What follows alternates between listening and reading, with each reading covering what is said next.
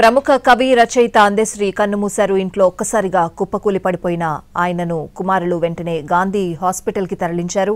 అందశ్రీ పరిస్థితి విషమించడంతో చికిత్స పొందుతూ తుదిశ్వాస విడిచారాయన. ఆయన అసలు పేరు అందే ఎల్లయ్య. తెలంగాణ రాష్ట్ర అధికారిక గీతమైన జయ జయ హే తెలంగాణ జనని జయకేతనం పాటను రచించి ఎంతో ప్రసిద్ధి చెందారు. అందశ్రీ 1961 జూలై 18న వరంగల్ జిల్లా మద్దూరు మండలం రేబర్తి గ్రామంలో జన్మించారు. ఆయన ఒక అనాథగా పెరిగారు. ఎటువంటి ప్రాథమిక విద్యను కూడా చదవలేదు. చిన్నతనంలో పశువులు కాసేవారు. వ్యవసాయ కూలీగా పనిచేశారు. చదువుకోనప్పటికీ తన అపారమైన ప్రతిభతో కాకతీయ విశ్వవిద్యాలయం నుండి గౌరవ డాక్టరేట్ పట్టా పొందారు. ఆయనను ప్రజాకవి, ప్రకృతి కవి అని కూడా పిలుస్తారు. తెలంగాణ ప్రత్యేక రాష్ట్ర ఉద్యమ సమయంలో ఆయన రాసిన పాటలు, ముఖ్యంగా జయ జయ హే తెలంగాణ, ప్రజలలో ఉద్యమ స్ఫూర్తిని రగిలించాయి. ఈ పాట తెలంగాణ రాష్ట్ర గీతంగా ఎంపికైంది. సినీ గేయ రచయితగా తెలుగు చలనచిత్ర పరిశ్రమలో గుర్తింపు తెచ్చుకున్నారు. 2006లో గంగా చిత్రానికి ఉత్తమ గీత రచయితగా నంది అవార్డును గెలుచుకున్నారు.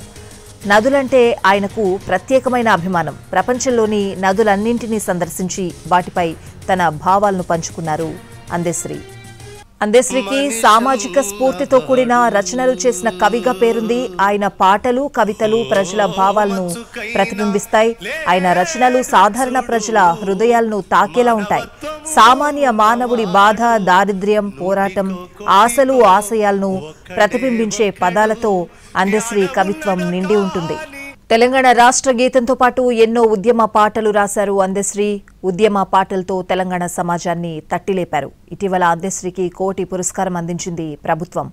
అసువుగా కవిత్వం చెప్పడంలో అందశ్రీ దిట్ట. 2014లో అత్యున్నత పురస్కారం పద్మశ్రీ అందుకున్నారు.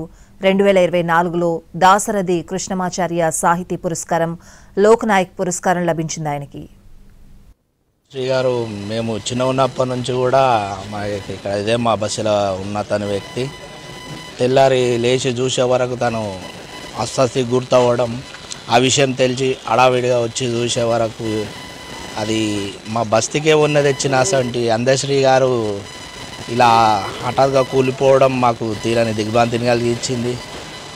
అందశ్రీ గారికి చెప్పడం ఏంటంటే, మన తెలంగాణ జాతీయ గీతం జయ జయ జానకి పాట పాడిన అతను ఇలా తెచ్చి మా వినోబనగర్కే పేరు తెచ్చిన అతను కుప్ప కోల్పోవడం మాకు చాలా ఇది జీర్ణించుకోలేని విషయం కలిపోయి, మా బస్తీ ఒక గొప్ప వ్యక్తిని కోల్పోయిందన్న భావనలో మేమంతా చాలా దుఃఖంతో ఇదంతా విషయం చెప్పుకోవడంలో చాలా బాధ కలిగిస్తుంది.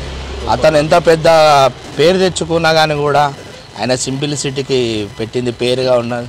చూశారు మీరు, బహుశా ఇల్లు ఎలా ఉందో అదే ఇంట్లో ఉంటాడు.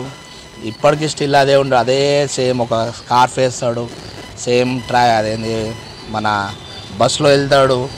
అంత సింప్లిసిటీగా ఉండి కూడా ఒక జాతీయ స్థాయి నాయకుల లెక్క పేరు అందరు గుర్తుపట్టి కూడా దొరికించుకొని ఈయన మొన్న అందిన గవర్నమెంట్ వాళ్ళు ఇచ్చిన దాంతో ఇల్లు కట్టుకొని దాని గృహప్రవేశం లేని జీవితం గడపలేక అదే చిన్న ఇంట్లోనే ఆయన కాలం చెల్లడం చాలా బాధ కలిగించిన విషయం అని తెలుసు.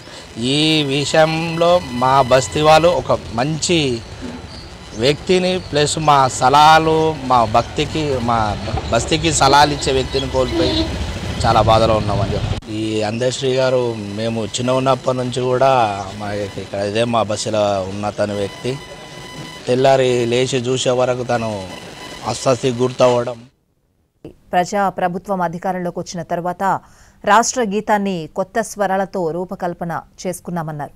ఈ సందర్భంగా అందశ్రీతో కలిసి పంచుకున్న ఆలోచనలు, ఆయనతో తనకున్న అనుబంధాన్ని గుర్తు చేసుకున్నారు రేవంత్ రెడ్డి. తెలంగాణ సాహితీ శిఖరం నేలకూరిందని అన్నారు ముఖ్యమంత్రి.